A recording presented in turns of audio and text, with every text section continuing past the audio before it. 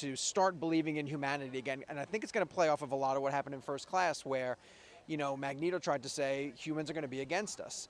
The one thing we didn't see in that footage that I really thought we were going to see is Sentinels. And we've seen some Sentinels around San Diego Comic-Con, statues, displays, but no footage. And I thought for sure we'd see some Sentinels. But it at least answered the question of where the one timeline is going to be and how it's going to interact with the other. And Eric's right. The panel was unbelievable. And the media might have known. Press kind of had an idea that all these X-Men were going to show up, but nobody sitting around me in Hall H had any idea that the amount of people were going to be there. They thought they were only going to see Hugh Jackman and some Wolverine footage, and people were losing their minds. They just couldn't believe the amount of star power that was up on that stage, and it was really cool just to experience it with fans who were freaking out at the amount of people that were up there. It was awesome. Yeah, it was definitely, I think, a highlight of the movie. I think somebody said, this was better when we brought out the Avengers. I mean, it was definitely a cast. When they brought out all of those people, you definitely were able to step back and say, wow, this is a cast and a half. I mean, you're looking at 2 X-Men franchises in one movie.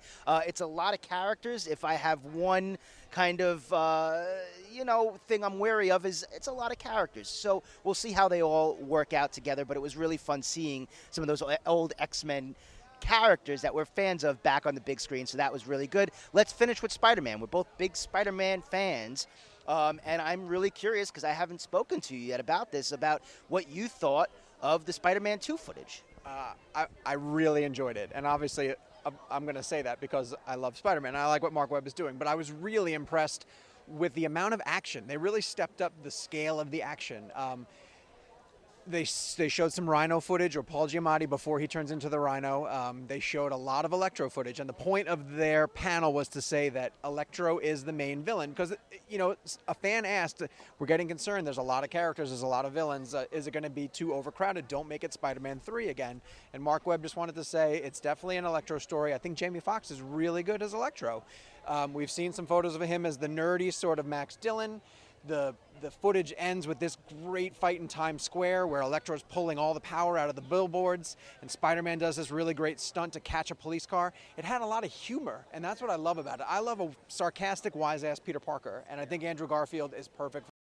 That was where Spider-Man's really enjoying being Spider-Man, and he's cocky, and he's funny, and he kind of dances around, and then, they start complicating his life a lot. And one thing that we noticed introducing Paul Giamatti and not overcrowding it with villains is, I think what it seemed like is Paul Giamatti is going to have the big first set piece, action piece of the film, and then we may not even see him, honestly, until the next film.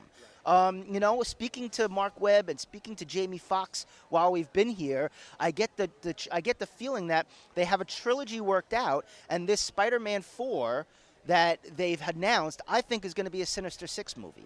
And Jamie Foxx actually literally brought that up to me without commenting about anything. But I did ask him, are you around? Are you around for more movies? And he said, look, electricity never dies.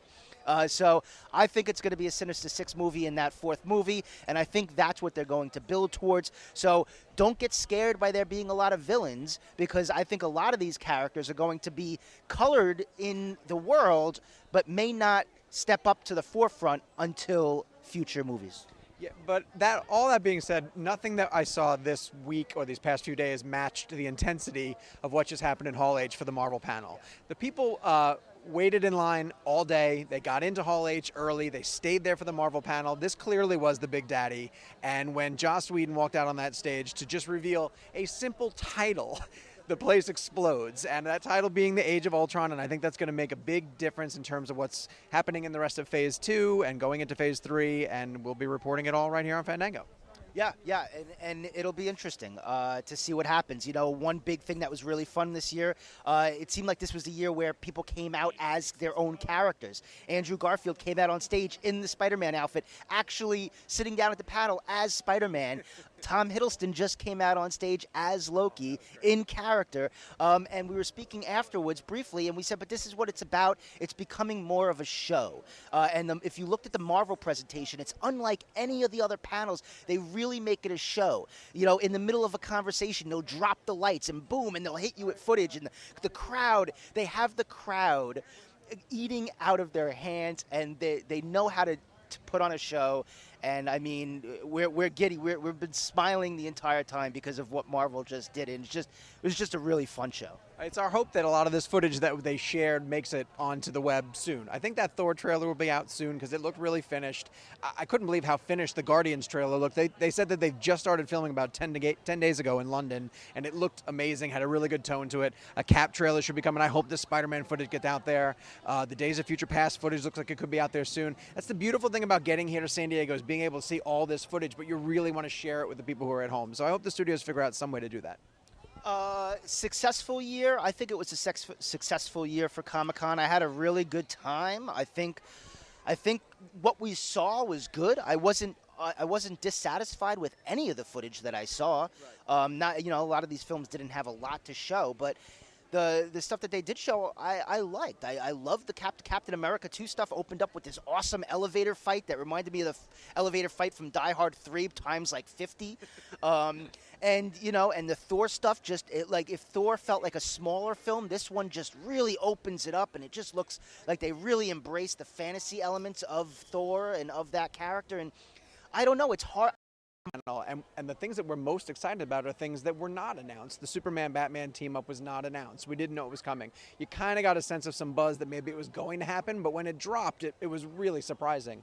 The announcement of the Avengers title, no one really knew that was coming. They thought maybe, but when it happened, it sort of blew people away. And so it's getting harder and harder, and I talked to Mark Webb about this with the Spider-Man stuff. It's getting so hard to preserve that surprise element when people go into the theater and finally get to see something. And I think that's becoming a problem at Comic-Con too. The studios have to bring this footage and they want to get fans excited, but when you track every step of the way, it's tough to maintain a lot of that shock value that really resonates in Hall H. But I wasn't disappointed with anything that I saw here. I just wish there was it would have been great if a Star Wars panel happened with some casting or something to come out and just out of the blue, but nothing happens out of the blue. It's too expensive these days. Yeah, well, I think, Star Wars and Marvel, we also thought Marvel was going to maybe announce some more movies, like a Doctor Strange movie, or, because they have some release dates that we don't know what movies are hitting yet. I think next month, Disney has a convention of their own called D23, and that's in August, and I have a feeling that we're going to see some more Marvel announcements there. I think we'll get those movies for those release dates that they've announced, and then I think we're going to get our Star Wars announcements, or at least the big Star Wars announcements that we thought maybe we could have gotten here. We're going to get at D23. D23 is almost becoming like Comic-Con 2, but just for Disney movies. And Sean, I'm going to say, I look at 2015, and I know Disney has their own convention, but I mean, Disney is taking over 2015, Avengers and Star Wars and Pixar, and I mean, they should have their own convention. Yeah, and it's true. But who do we think is the winner of Comic-Con this year?